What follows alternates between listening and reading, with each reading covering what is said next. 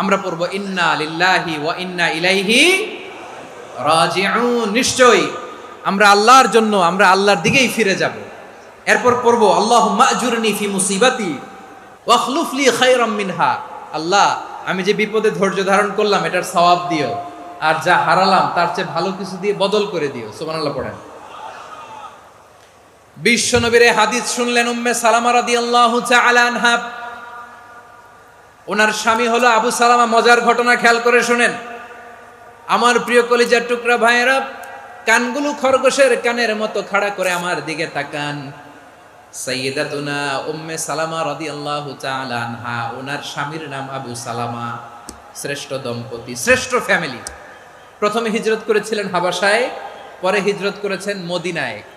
উহুদ যুদ্ধের পরে ওনার স্বামী আবু সালামা ইন্তেকাল করলো, শহীদ হলো। সুবহানাল্লাহ পড়েন।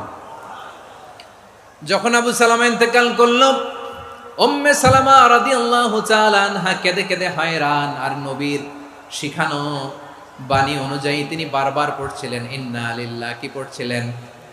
মুই কই যামু, কি হরমু, এগুলো বলে নাই। কি বলছে? ইন্না লিল্লাহ।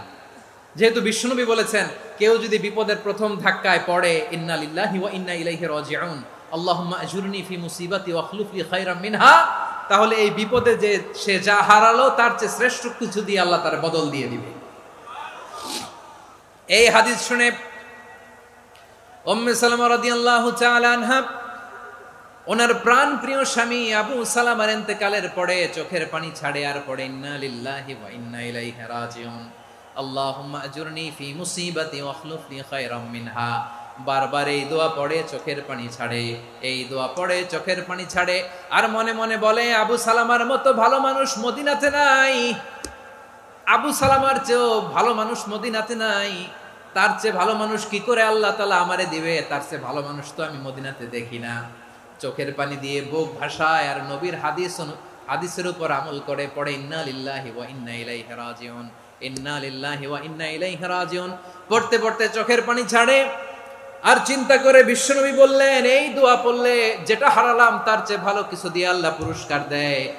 আবু সালামার চেয়ে ভালো মানুষ মদিনার মধ্যে আর কে হতে পারে? কি আজীব তামাশা, কি অবাক করা ঘটনা। কিছুদিন পরে দেখা গেল সাইয়্যিদুল মুরসালিন রাহমাতাল লিল আলামিন স্বয়ং বিশ্ব নবী উম্মে সালামাকে বিয়ের প্রস্তাব পাঠিয়েছে। স্বয়ং বিশ্ব নবী উম্মে সালামা রাদিয়াল্লাহু তাআলা আনহাকে বিয়ের প্রস্তাব পাঠিয়েছেন। উনি রাজি হয়ে গেলেন, বিয়ে হয়ে গেল। উনি হয়ে গেলেন উম্মুল মুমিনিন, আমাদের মা, পুরো মুসলিম উম্মার মা। চিৎকার করে বলেন আল্লাহু আকবার।